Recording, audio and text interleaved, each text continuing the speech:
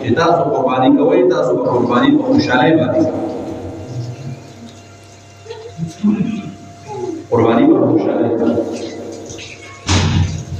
او چې دا یو عمل په ځان باندې بوج وګڼو دا یو عمل په خفګان باندې وشو د معاشرې د وجې دا یو کار وکړو چې زه بس قرباني که اوس نه کوم اوس خو مې کېږي نو دا خلک به بیا څه وایي زه قرباني ته وبېږم د دې عمل او د دې قربانۍ ته الله او اجر په دې ډېر زیات دی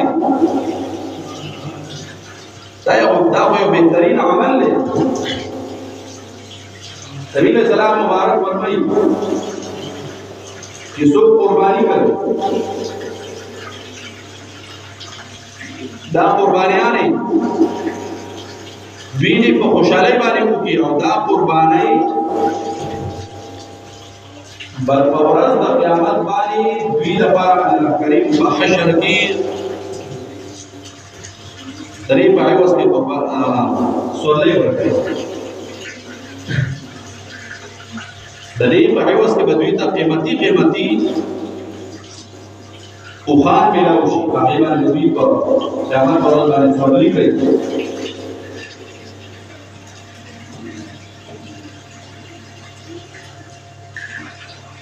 قیامت د ورځې باندې به دوی په هغې باندې سورلۍ کوي او د دې قربانۍ د غوښې په یو ټوکړه باندې دوی ته څه میلاو شي جنتي اوښان او جنتي پسونه او حورې به دوی ته میلاو شي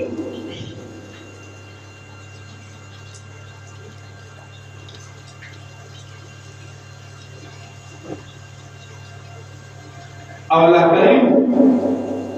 داود علیہ السلام ته وفرمایل چې نبی علیہ السلام مبارک امتیان په قرباني کوي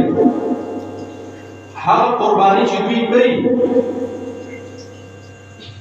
دوی تبا دا قرباني د ساوي په یو اختر په بدله کې لس اجرونه کوي لس نه کوي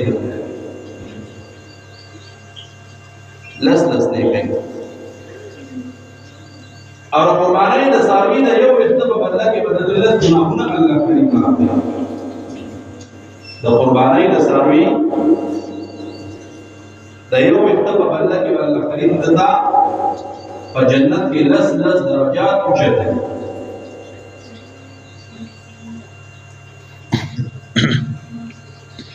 مثال د یو اختر په بدله کې بدل لس بنگلې ملوي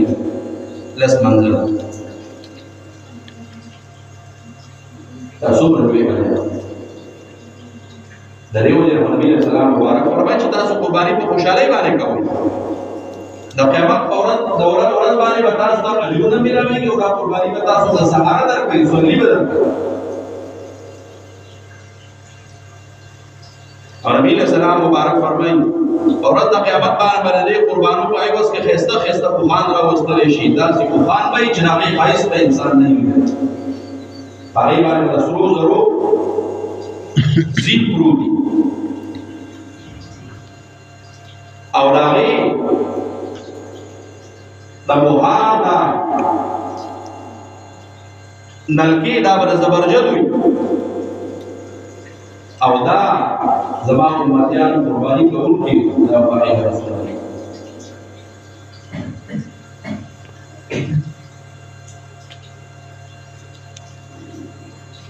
الله کریم داود علیہ السلام ته فرمایي اے داود علیہ السلام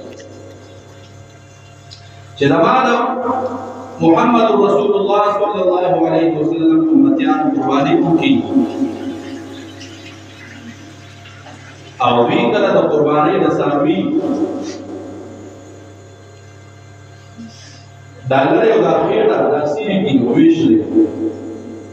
د دې په بدله کې د دې اجر دومره دی چې د قیامت په ورځ باندې دوی باندې تند نه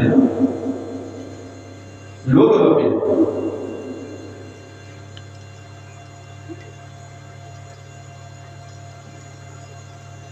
چې د قیامت د ورځې څومره تند لوګه دغه تند لوګي د دې په امن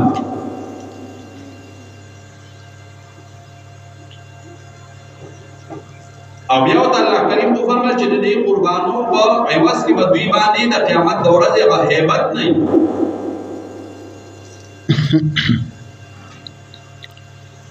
چې د قیامت د ورځې هیبت ډېر زیات ډېر دی او ډېر زیات اوچت دی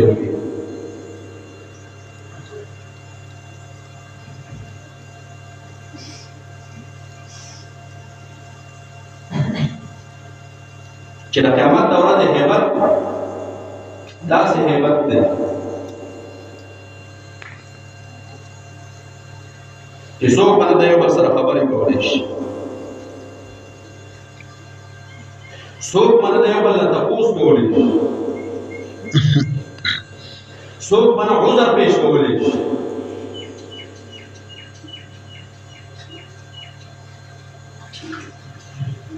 او دا سترګې او دا بدن په داسې حالات کې چې دې باندې به د روح او د یو یرې سمان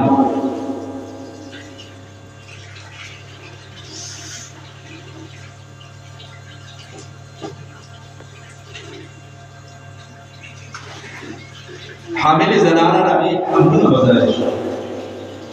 دا یې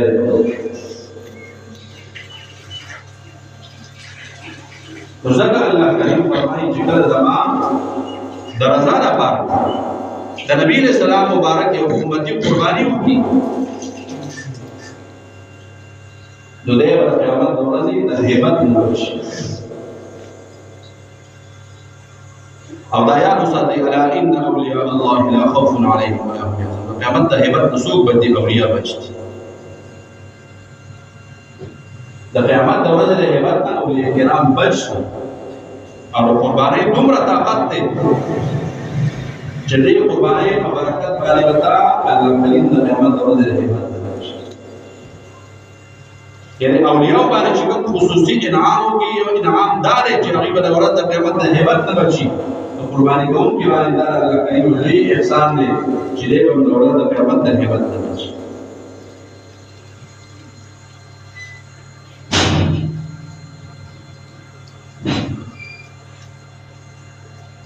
د دې وجه الله کریم فرمایي یشهدوا منافع